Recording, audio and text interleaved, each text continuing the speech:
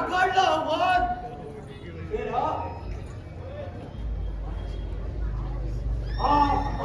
त्या बाळासोबत आलेला त्याच्यात गेलंय. आम्ही तुमच्या दोस्ताला त्या बेकार वैभव सिंगाला गिरफ्तार केला. अरे खऱ्या बापापडी जन्म घेतला असेल तर सोड त्याला काय देतो. नाव दिलंय गदान मयासूर. रेखड मयासूर तुझी हिम्मत. अरे या लाकडला आव्हान म्हणजे काल आव्हान आहे रे, काल आव्हान आहे. काय करायचा विचार आहे तुझा? आता विचार करीत बसायचा नाही. सीधा चंद्रनगरीवर धडक देऊया. 2 वाजेने घुसून देऊया धडक दिंडी दरवाजावर. तिथून लढूया खंडीधर. भैरव सिंगाला सोडवे तर नावाचा लाख्या भिन्न नाही. चला रात्रीच्या कळवण्याचा फायदा घेऊन सकाळपर्यंत चंद्रनगरी गाठूया. राख्यादार हा शौरपण तुझ्यासारखा वाघाचा बच्चा हाय. तू पुढे झाल्यावर मी मागे कसं राहील? राख्यादार या मायासूरने तुला नाही सगळ्या भील वस्तीला आव्हान दिलंय असं समजतो आम्ही. सगळे तुझ्या समोर येणार. वस्तीवर समजायला सांगूया. मरू किंवा मारू या चिंतेला मोरा जाऊया. बस रे माझ्या वाघान. चला असेच बरं. चला विजय आमचाच आहे. बोला हरी आई तो.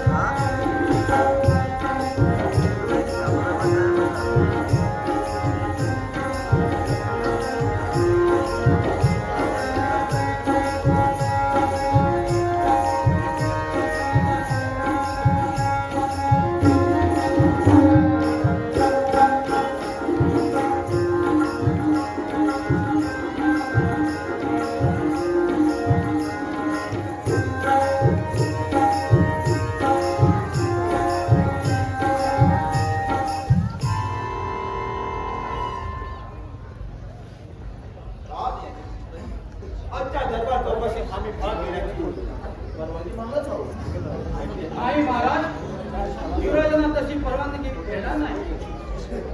आम्ही राजेश्वराकडे परवानगी मागणार आहोत. त्याचा वयास आपल्याकडे नाही. तरी सुद्धा राजाचा प्रधान या नात्याने आम्ही महाराजांना एक विनंती करतो. अशी परवानगी युवराजांनी देऊ नये. देऊ नये त्याचं उत्तर हवं आम्हाला. आजची चौकशी राजकारभारात असंतोष मांडवणाऱ्या एका माजी प्रधानची आहे. अर्थात राजेश्वर प्रधान आणि सेनापती याच्या खास मर्जीची बाब आहे. आणि त्यामुळे इथं कोणालाही आवाज देता येणार नाही. महाराज त्या बाबतीत आपलं काय म्हणणं आहे? आम्ही राजगादीवर असल्या तुम्हाला असल्या चौकशीला हजर राहता येणार नाही. म्हणजे मी तुमचा पुत्र आहे म्हणून? अर्थात राजकारभारात तुमच्यापेक्षा आम्हाला सेनापती अधिक गावाच्या ठीक आहे मला पुत्र म्हणू नको पण या राजा नागरिकाचा एक प्रतिनिधी म्हणून आज इथं उपस्थित राहण्याची आम्ही परवानगी मागतो याला तर कोणाची हरकत नसेल ना अशी काही घरात आहे काय युवराज? नसती तर एवढा धडपड घेऊन असा आपला त्रास दिला नसता महाराज राज्यातील एका ज्येष्ठ नागरिकाच्या फितरीबद्दल आज चौकशी होणार असून त्या चौकशीत त्याचं जीवन मरण सिद्ध होणार नाही आणि म्हणूनच या राज्यातील प्रतिनिधी म्हणून आज इथं उपस्थित असतो म्हणजे युवराज तुम्ही नागरिकाचे प्रतिनिधित्व करून प्रत्यक्ष राजेश्वरावर अविश्वास प्रकट करताय. सेनापती बाबा ही दडवादडीची भाषा बंद करा तुम्ही सेनापती आहात आणि शब्द घुसले नाही हे खाली करा आणि आपल्या पदाला शोधणारा वक्त करा नाही तर तुमचा सेनापती पद निकालात करणारा जनतेला वेळ लागणार नाही आणि हे मी या राज्याचा युवराज म्हणून नाही तर एक लोकप्रतिनिधी म्हणून सांगतो महाराज लोकप्रतिनिधी म्हणून युवराज इथं उपस्थिती आपली हुकूम आहे. लोकप्रतिनिधीमुळे युवराज उपस्थित राहण्यात आमची काहीच हरकत नाही. आभारी आहे आपला महाराज सेनापती वैभव सिंगाला दरबारात हजर करा. कोण आहे रे तिकडं?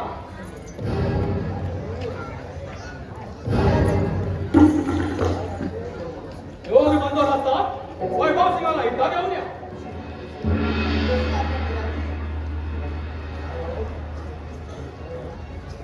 महाराज लोकप्रतिनिधी म्हणून युवराजांना आपण इथं उपस्थित राहण्याची परवानगी दिली त्याबद्दल आम्हाला काहीच बोलायचं नाही कारण शेवटीपणाचा आज्ञा देणं न देणं हे तुमची आज्ञेची बाब आहे. कारण फक्त उपस्थित राहण्याची अनुमती असावी त्याचे भाग यायचं नाही. प्रधानजी हे तुमचं म्हणणं आम्हाला भुळेचे माझे नाही आम्ही इथं उपस्थित आहोत ती फक्त गमत पाहण्यासाठी नाही हे त्याच्या जनतेच्या वेळी आम्हाला बस पडली नाही तर त्यावर आम्ही सडेकडे बोलणारच लोकप्रतिनिधी म्हणून आम्हाला तसा बोलण्याचा अधिकार आहे त्या वयात हो तसा त्यांना बोलण्याचा अधिकार आहे.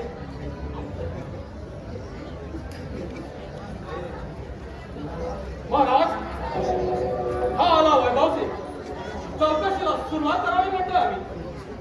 वैभव साहेब आपल्यावर फितुरीचा आरोप आहे त्या बदलात तुम्हाला काय बोलायचं आहे? राजा हे विचार करा तुला शरम वाटली पाहिजे. वैभव सिंग, तुम्ही महाराजांसमोर बोलतात जरा शुद्धीत बोला. पूर्ण शुद्धीचा बोलतो मी युवराज. वयासून साधा साधा होता हे आपल्याला सुद्धा माहीत आहे. या भयासुराला भद्रपात पाहिजे होतं म्हणून या सेनापतीच्या सहाय्यानं माझा खाता काढण्याचा प्रयत्न केला.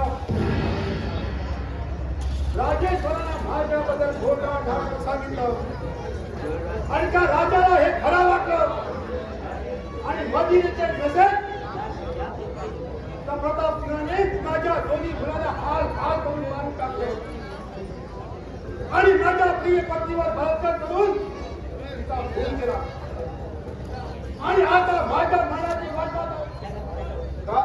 काय सांगताय काय वैभव सिंग? महाराज याने आपल्यावर केलेला आरोप सत्य आहे. हे सगळं खोटं आहे. हा सगळा स्वतःला वापरण्याचा आहे. सतत 3 वर्ष हा फरारी आहे. हा गुन्हेगार नसला तर असा पळून गेला नसता. राजा मी पळून गेलो माझा जीव वाचवण्यासाठी नाही तर माझ्या झालेल्या हत्याराचं सूड घेण्यासाठी आणि हा मी सूड घेतल्याशिवाय अगदीच राहणार नाही. बोला राजा तुझ्या मुलासमोर तरी खराब होय. अरे तुझ्या दृष्टीने गुन्हेगार मी होतो पण माझ्या बायको पोराला हार हार करून का मारलाय तू?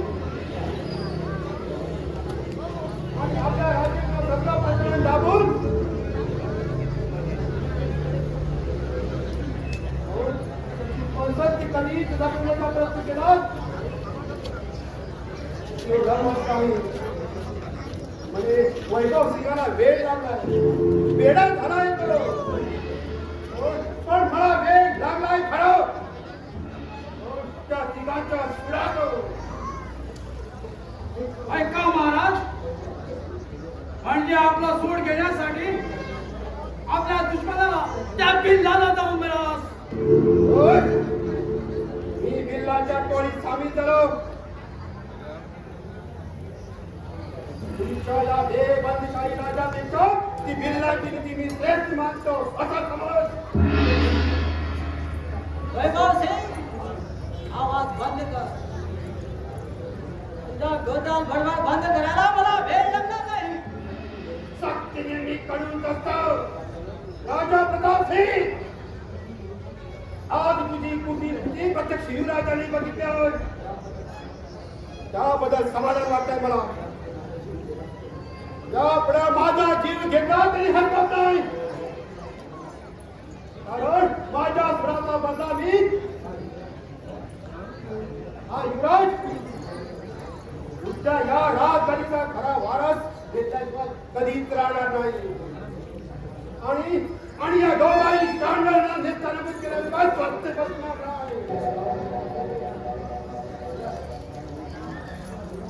मयासू सेनापती बाबा बाबाचे तुमच्यावर बिनधास्त तोंड सुटे प्रत्यक्ष महाराजांनी सुद्धा त्याच्यासमोर प्रचार केल्याचे आरोप केले नाही, तरी सुद्धा आपण तिघे शांत राहून ऐकलं आहे. याचाच आशा वाटतं आमच्या मनाला. तर काय मांडणारे वाघ सिंह आत अशा शेळ्या मेंढ्या करून स्वस्त बसले आहे. आमच्यापेक्षा त्यांच्या शब्दावर विश्वास ठेवतो तुम्ही. आमच्यापेक्षा तर तुम्हाला धावता वाटत. अर्थातच, कारण परिस्थिती तशी आता निर्माण झाली आहे. तर यावेळी त्यांनी केलेले आरोप सत्य नसते तर तुमचे हे दोन शूरवीर सुप्रसिद्ध प्रधान मयास आणि शूर सेनापती बाबर असे नव्या नवसारखे खाली मान घालून इथंच कधीच उभे राहिले नसते.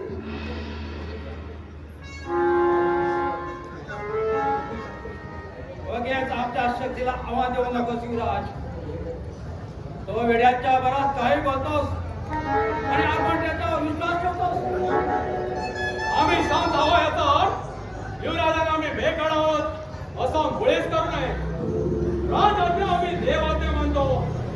महाराजांनी हुकूम केला तर इज्जती या संचारीने या वैभव सिंगाची गर्दन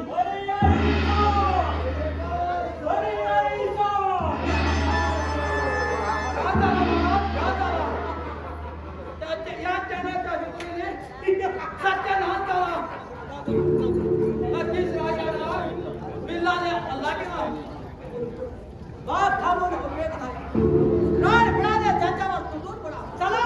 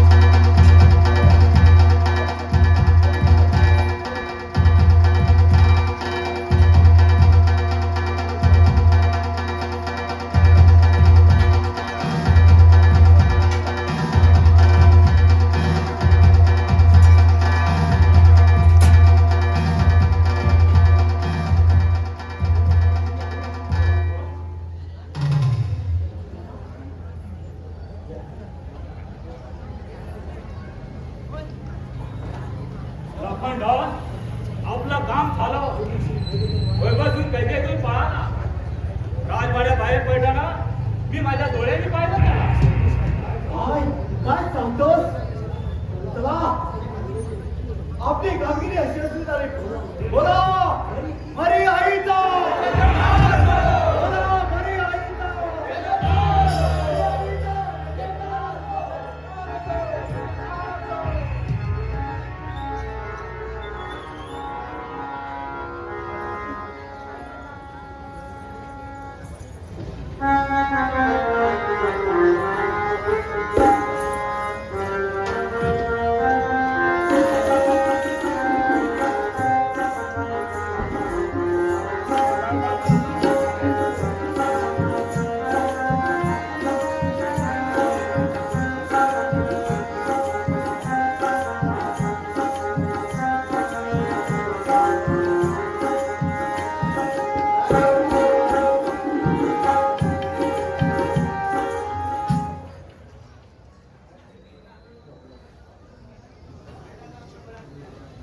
ठरलं आमचा निश्चय ठरला सेनामध्ये यापुढे त्या युवराजाचं कायमचाच काटा पडायचा. त्याला माझी संमती नाही बघा. पण त्यांचा काटा काढायचा कसा वाटते तेवढी सोपी गोष्ट आहे ती. जरी आपला तोल गेला तरी आपली भावनाची हत्तीच्या पायाखाली होणार आहे. राजदासीला घेऊया मालिकेला सरळ सांगून ऐकले नाही त्या घेऊया मनाची धमकी आणि करूया त्या युवराज मंदिरावर दुधातून विष प्रयोग. एकदा का तो युवराज संपला त्या चेड्या प्रतापरावाला स्वर्गात पाठवला. आम्हाला किती वेळ आहे का? अगदी बरोबर. एकदा का त्या गाडी पिढा नष्ट झाल्या की तुम्ही या नगरीचे सम्राट आणि मी एकनिष्ठपणा झाला म्हणून समजा. मग बघूया त्या बिजाची गाडी जातो त्यांनी. त्या दिवसाने अचानक हल्ला केला. आपण भेसावा करतो त्याचा फायदा घेऊन त्या वैभाजनाला घेऊन पळाले आरामखोर. वक्ताला आम्हाला आमच्या समचरीने जागा दिला आणि तो लाट्या पळा. या युवराजच्या बेलाला सामील असावा असा दाट सफायचा प्रधानजी.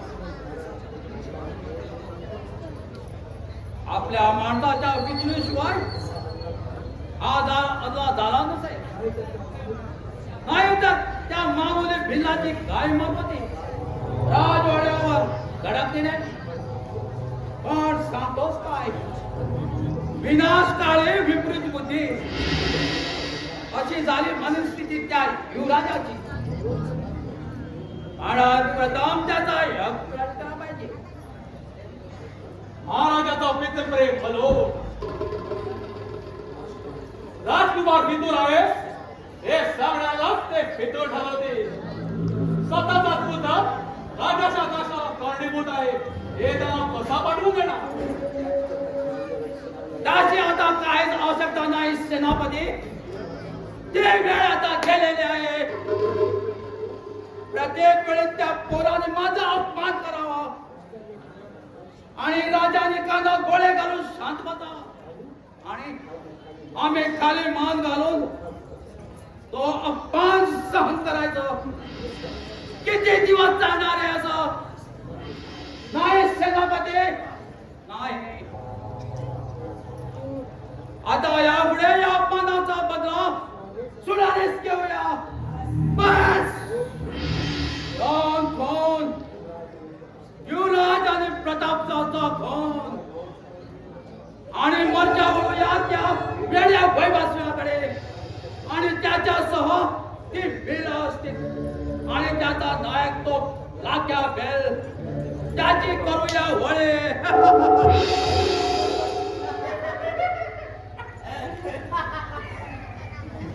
अरे असा खिदळाला काय झाला तुम्हाला?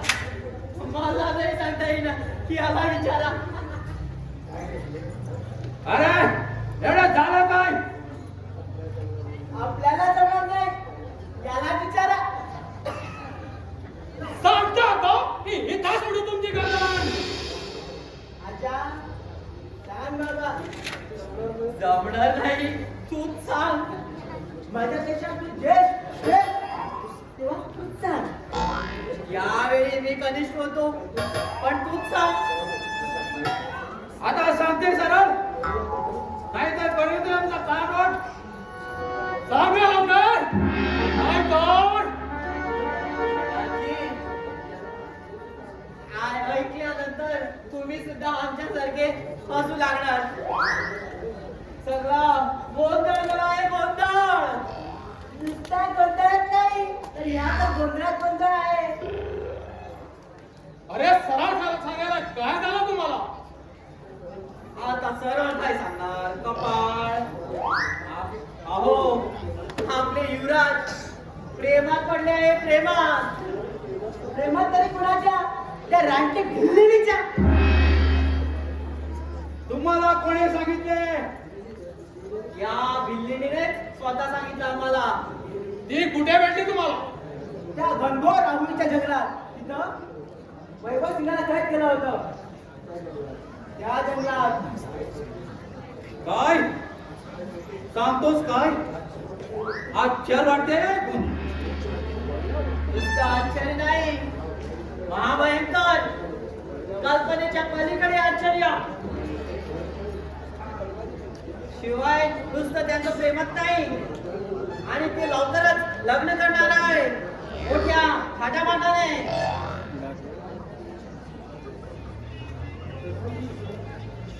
प्रधानजी, सेनापती, आमच्या अचानक आगमनाने आपण गोंधळलेले दिसतात. असा एवढा गोंधळ होण्याचं कारण काय? काय सांगू महाराज? ऐकावं ते नवालाच, आणि त्याबद्दल आमचा मनाला एक खेदही वाटतो. असा घडला तर का? आम्हाला सांगणार नाही?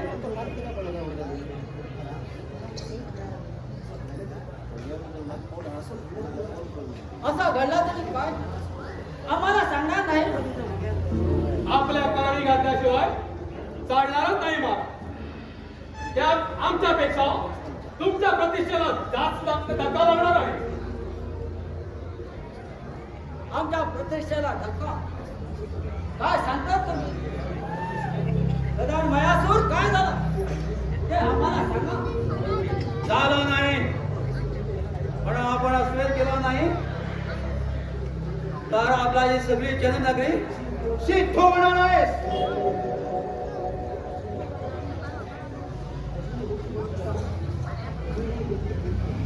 तुम्ही मोठी गोष्टी नको. तुम्ही आमचा अंत पाहता. मयासूर, काय ते स्पष्ट सांगून भोगले बा. आपले राजकुमार मानसार हे लाच्या पोरीची प्रेमात पडले आहेत. लवकरच ते विवाहात होणार आहे अशी बातमी आपल्या या शिपायाने आता आम्हाला दिली. खोटं वाटतं असेल त्याला विचारून आपली खात्री करून घ्या. काय रे आजा बाजा, सांगा महाराजांना. होय महाराज, त्या भिल्लीनेच सांगितलं आम्हाला की युवराज आणि ती थोड्या दिवसाने लग्न करणार आहे म्हणून, आणि मोठ्या थाटामाटाने दे म्हणून. युवराजाने त्याला लवकर भेटावे म्हणून आमच्याकडे त्याचा निरोप पाठवला आहे. नाही, हे शक्य नाही. शिपाई, आता जाऊन त्या युवराजाला आमच्या समोर हजर करा. आतापर्यंत खूप अड्ड पुरविले त्यांच्या हट्टासाठी वेळेला आम्ही आमच्या सहकार्याचा पण आमच्या राजघराण्याला कलंक लावणारी ही गोष्ट आम्ही कदापि सहन करणार नाही. मयासूर, सेनापती बाबा, आम्हाला युवराजाबद्दल खासगी बोलायचं आहे. त्याबद्दल तुम्ही बोला. ठीक आहे महाराज, आम्ही निघतो आता.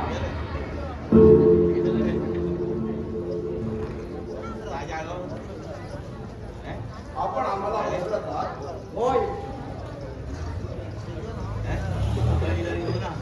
आम्हाला आपल्या बरोबर काही खासगी गोष्टी बोलायचं आहे. काय बोलत आहे आपल्याला बोला.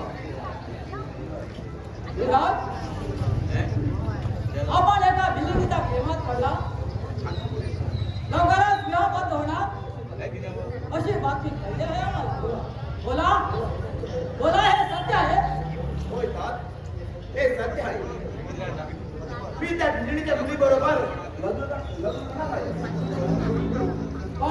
कोण ती कोण ती कुठली याचा जरा विचार केला. कोण विचार करून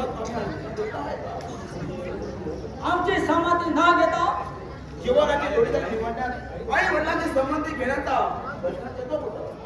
पुढचं आयुष्य माझ्या सोबत आहे तिचं आपल्या सोबत नाही. शुद्धीधार कसली बेबंद भाषा बोलतात आणि कोणासोबत याचा जरा विचार करा. नंतरात जीव चालवा. तुमच्या या विचित्र विवाहामुळे जादू नगरीमध्ये खळबळ माजली. जिकडे तिकडे आमच्या राज घराण्याचे चौकशी होऊन आम्ही राजा असूनही मान खाली घालावी लागेल. याचा जरा विचार करा. यात आम्ही काय गैर करतो असं मला मुळीच वाटत नाही. मला तुम्ही अजून लहान आहात युवराज. राजनीती आणि लोकनीती करण्यासाठी तेवढी बुद्धी आहे माझ्या जवळ. देतो मी.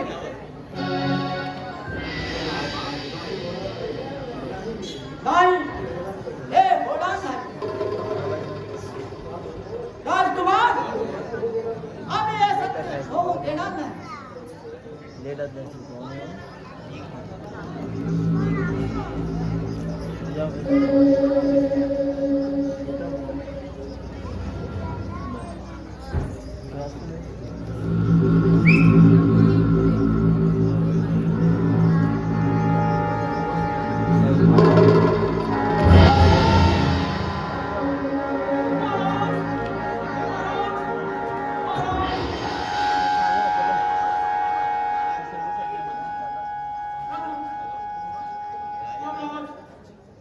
राजाला सेनापती महाराजांचा खून महाराजांचा खून. काय झालं काय सेनापती खून कोण असावा हा हरामखोर? शिपाई ताबडतोब युवराजांना बोलावणारा. सेनापती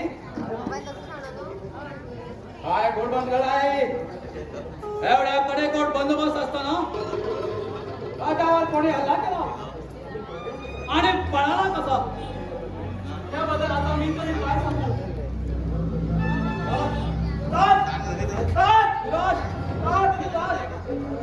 आपले महाराज गेले.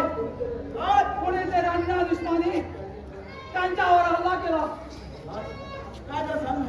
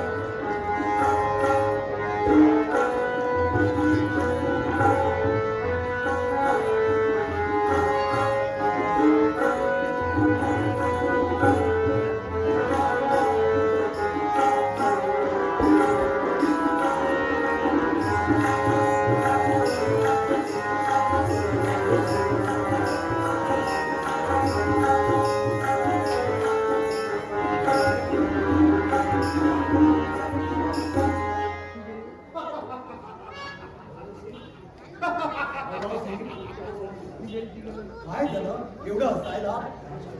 राजा मेला गाठ स्वर्गात गेला.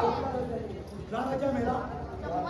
राजा प्रतापसिंग चंद्र नगरीचा सम्राट. काय काय सांगतोस काय? हा वैभव असत्य भाषेत कधीच बोलत नाही.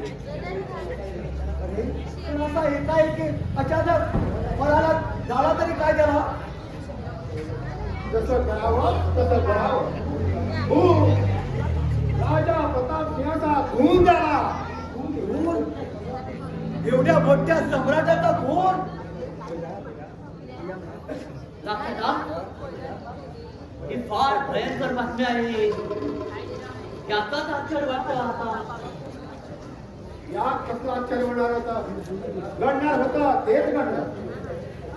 शेवटी त्याच्याच स्वाधीन संस्थानाने दगा दिला आणि तो बळी गेला. म्हणजे काय म्हणायचं आहे तुला वैभव सिंग? त्याच्या चुलाच्या पोटी तू असा तर बोलत नाहीस ना? मुळीच नाही.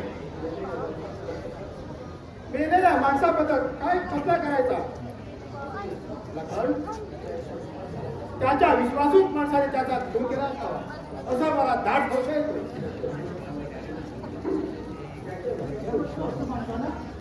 म्हणजे नक्की कोणाचा दोष आहे का तुला? दुसरे कोण? एक प्रधान वयासूर, दुसरा तो सेनापती बब्बर. पण त्याचा पुरावा काय आहे?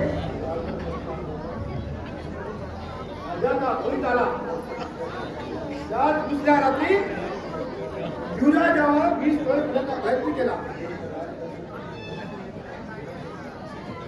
पण युवराजाने त्या दासीकडे पाहता ती दासी घाबरली आणि सक्ती म्हणून भोग झाली.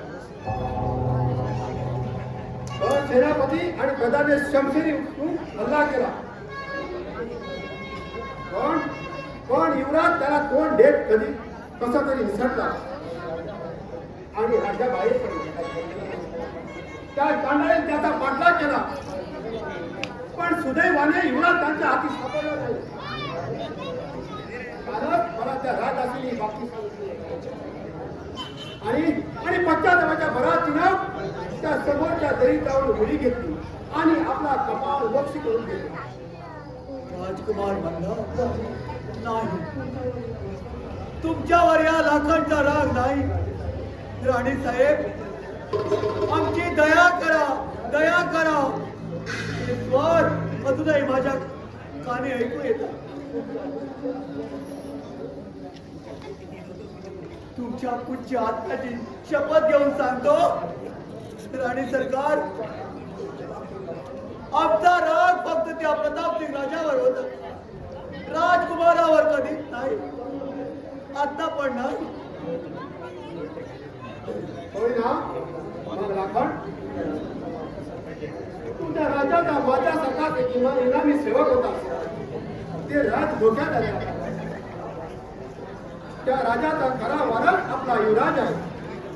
त्याचा जीवन आता धोक्यात आला आहे. अशा वेळी तुला त्याच्या मदतीची फार गरज आहे. राखण, फार गरज आहे. बस ठरला निश्चय.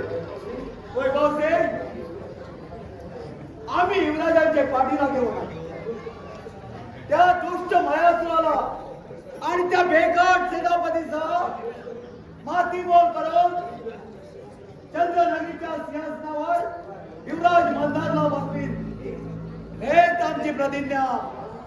बोला हरी आईचा, बोला हरी आईचा.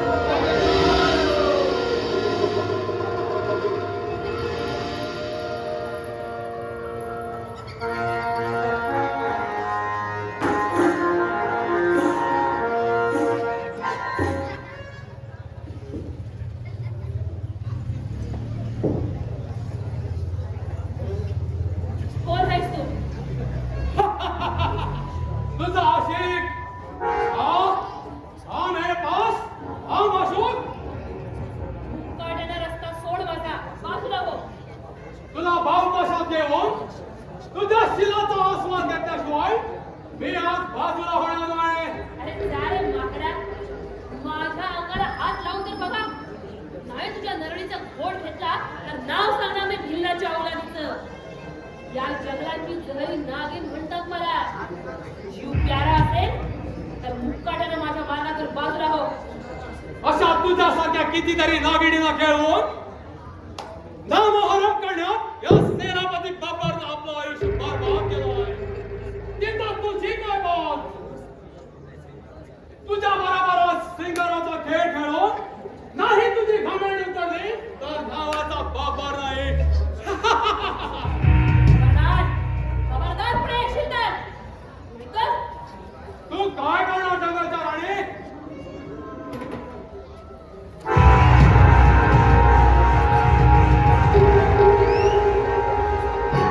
आणि कापतेस काय? सोडा, सोड मला. मला दिली त्यातून तुला कोण वाचत होतो वाचवा वाचवा धावा धावा कुणीतरी सोडवा मला तिचा हात सोड चल बे जंगली कुत्ते बाजूला हो नाहीतर माशी फुकता चला चालतो आहे तो मग आता दाखवते तुला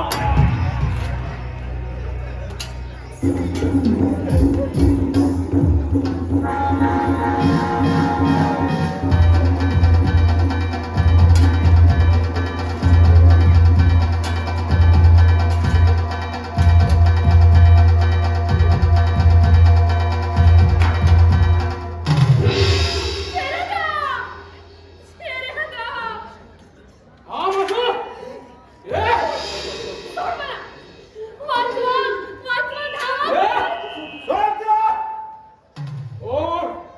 युवराज मंदार नाही तुझा कट्टर भाई आज तू एक तर बरशील नाही तर शेतरी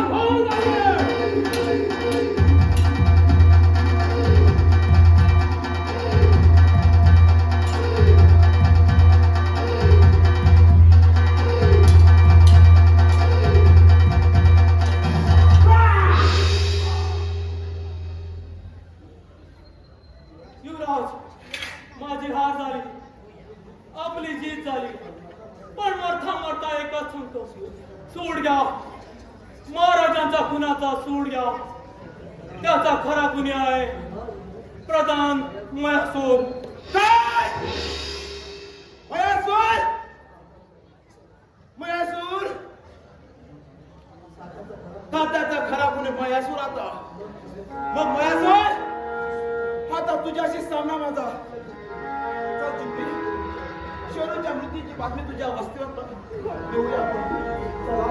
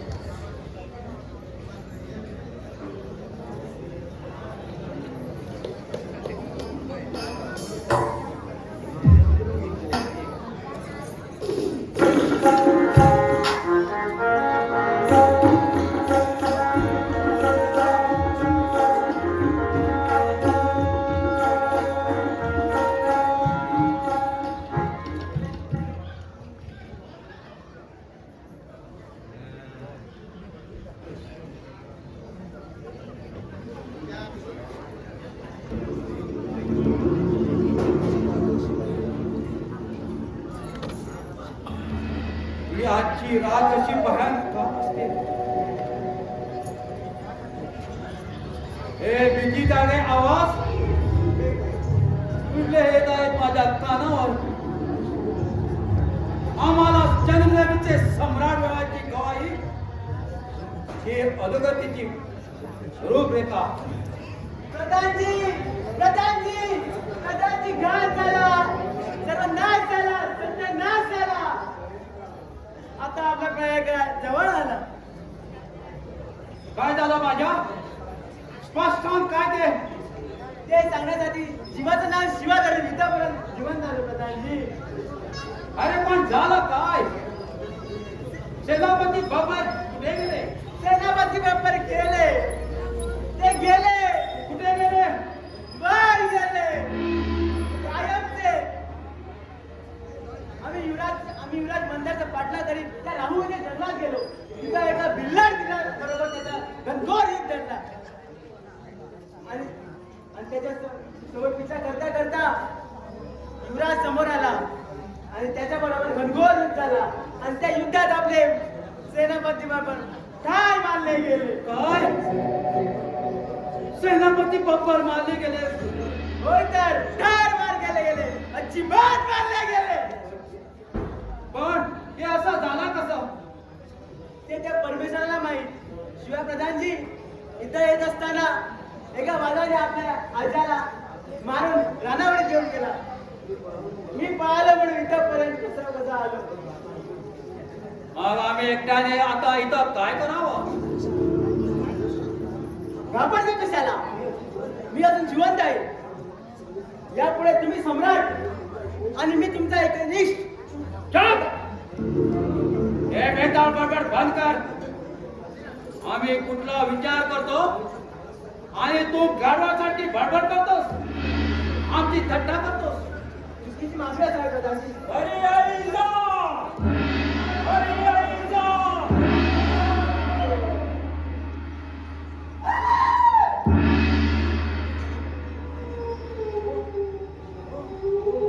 बोल! नका बेल! अरे सुद्धा कर्दनकर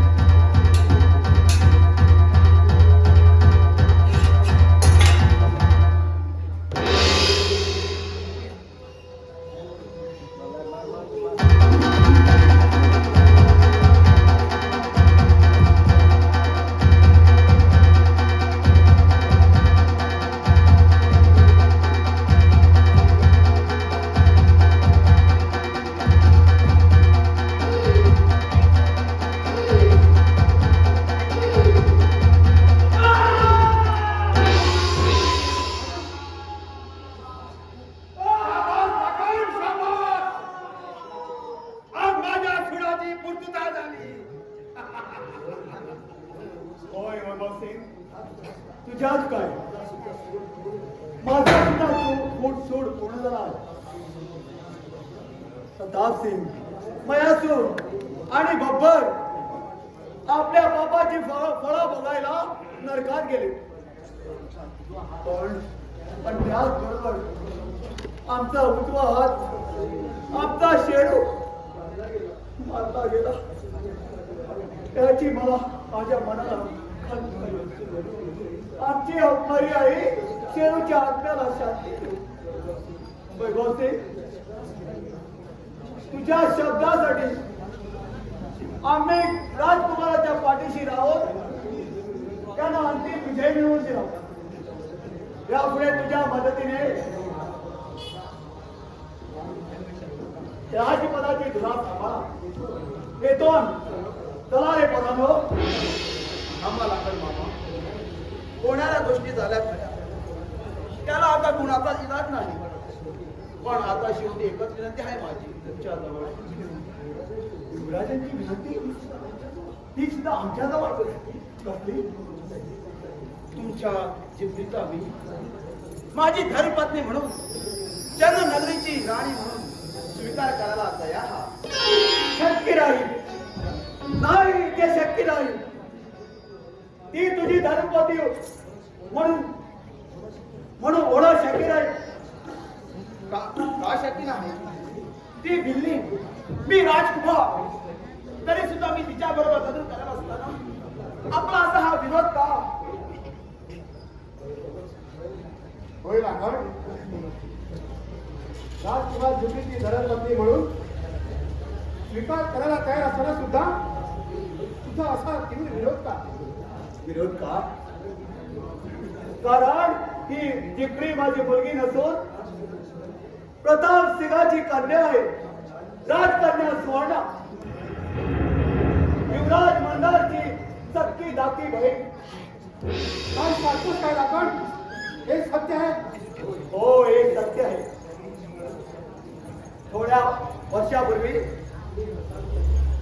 मी प्रतापसिंग राजाचा शरीर रक्षक होतो. तू प्रधान होता, ते आठवतंय ना तुला? होय, आठवतंय. अगदी बरोबर. 2 दिवस अस्वस्थेत फिरून जंगलात काढलं.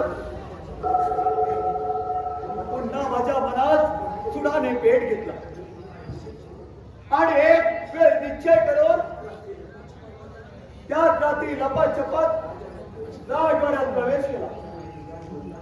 त्यावेळी त्यावेळी युवराज मंदार 5 वर्षाचे होते आणि राजकन्या सुवर्णा अवघी वर्षाची होती. ही जिप्री ही राजकन्या सुवर्णा. युवराज मंदार, आज तुझी बहीण लहानाची मोठी करून मी तुझ्या स्वाधीन करीत आहोत. त्यापुढे एकदा कुणी राजकुमार पाहून इथं थाटानं लग्न उरकून घ्या. मोन्या जिग्या चला तर पोरांनो.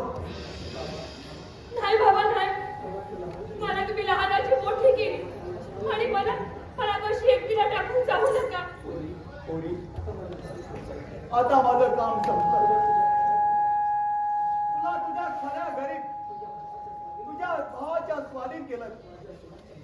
माझ्या सुडाच्या पूर्ततेसाठी मी तुला त्रास दिला. पोरी, राजगादीवर वाढणारी तू, पश्चिमावर खाणारी, तुला जंगलात काट्या कुट्यात पिल्लीच्या दुधावर पोहोचला, कंदमुळावर वाढविलं. पोरी, मला माफ कर.